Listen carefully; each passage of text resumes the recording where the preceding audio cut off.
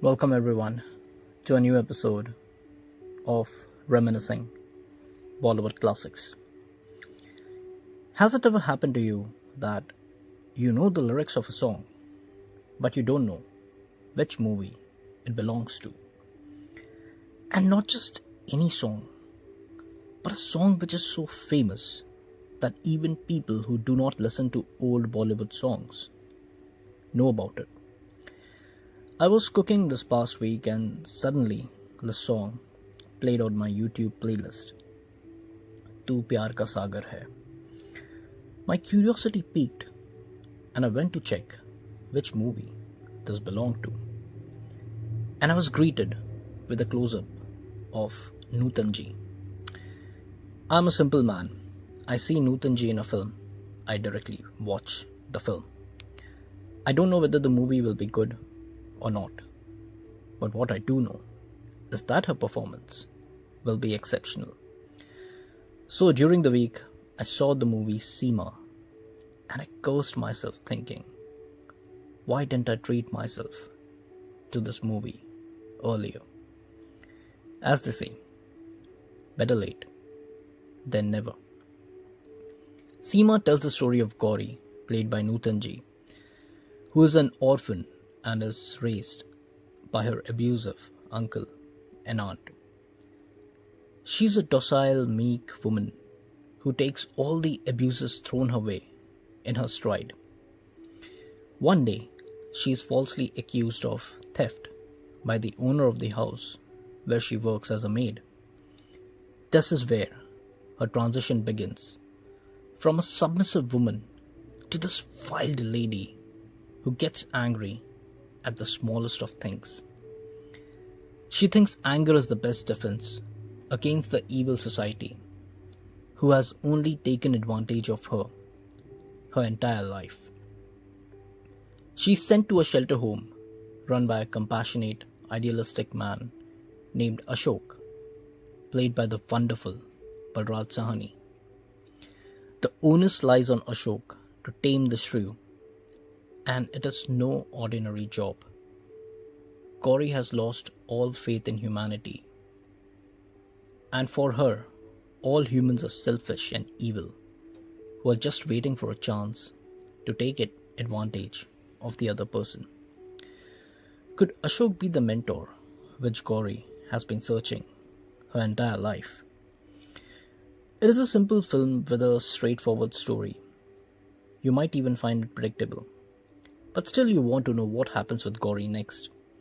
The transition of Gori from a demure lady to this 24/7 angry woman doesn't happen overnight.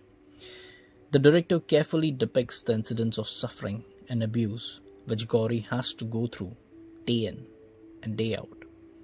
And one day, finally, her dam of patience breaks.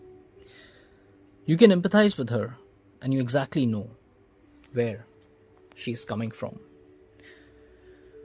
The film is directed by Mr. Amiya Chakraborti, who sadly is not talked about much. He directed the film Jawar Bhata, which was the debut film of Mr. Dilip Kumar, and he also directed the 1952 film Daag, again starring Dilip Saab, for which Dilip Saab received the first ever Best Actor Filmfare Award. He sadly left us at a young age. Otherwise, he would have treated us to many more gems. He also wrote the story of this film, for which he was awarded the Filmfare Award for the Best Story Writer. The nuanced way in which he deals with the feelings Ashok and Gori have for each other is the highlight for me. Gori is hardly 18 and Ashok is a much older man. So much overt display of romance could have gone into an uncomfortable territory, especially in the 1950s. For some people, the ending sequences came out of the left field, but if you observe closely, the small actions which Ashok does for Gori and the way Gori reacts to these actions show that feelings are developing. For Gori, Ashok is a godlike figure. Maybe even more than that. He's like Lord Krishna and she's Meera, I would say. The best song, hands down, is a devotional track, "तू प्यार का सागर है, तेरी एक बूंद के प्यासे हम," sung by the legendary singer Manade in his deep, sonorous voice. Very few devotional tracks manage to evoke this sense of oneness with the Almighty, and this is one of those. After the song finishes, you're in a calm, serene zone for just a few minutes, and kudos to the duo of Shankar Jaikishan for evoking this sense of spirituality with their music. Mr. Sahni's portrayal of Ashok is frighteningly realistic. I say frighteningly because Ashok has a heart ailment and he walks with the aid of a stick. He's pale faced and sometimes low on energy. But what I fail to understand is how does Mr. Sahni manage to bring that pain on his face in the way he's delivering his dialogues? Many people resort to holding their chests and hamming their dialogues, and in the rest of the film, they're just normal. But not Mr. Sahni. In every frame, in every scene, you see the physical pain of Ashok in his eyes, in his tone, on his face. This is the thing with geniuses. You shouldn't try to comprehend them, but just marvel at them. Nutan Ji was only 19 when she did this role. She has to display a range of emotions while portraying Gori, and she does it with complete mastery. This is the same woman who did a Bandini and a Sujata, but before that, she played this wild-spirited girl, Gori. The one scene which stayed with me was in one of the last sequences.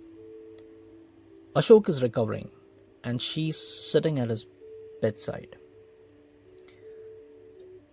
When he opens his eyes, she just smiles at him for a few seconds.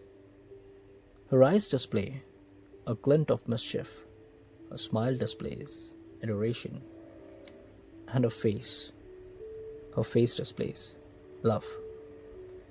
She was awarded her first Best Actress Filmfare Award for Seema, and it is no surprise. I'd also like to mention that this is Mrs. Shubha Khote's first film, and she plays the perfect foil to Gori's character. She's the only one who doesn't feel threatened by her. Shubhaji was a national cycling champion from 1952 to 55, and there is a long bicycle chase sequence in the film, which has her in it. Her posture while riding the bicycle itself shows that she's a complete professional. Seema and its director, Mr. Amiya Chakraborti, have been overlooked over the years. But I hope that the listeners will unearth this gem and restore its long lost, well deserved glory. Thank you for listening. Until next time, folks.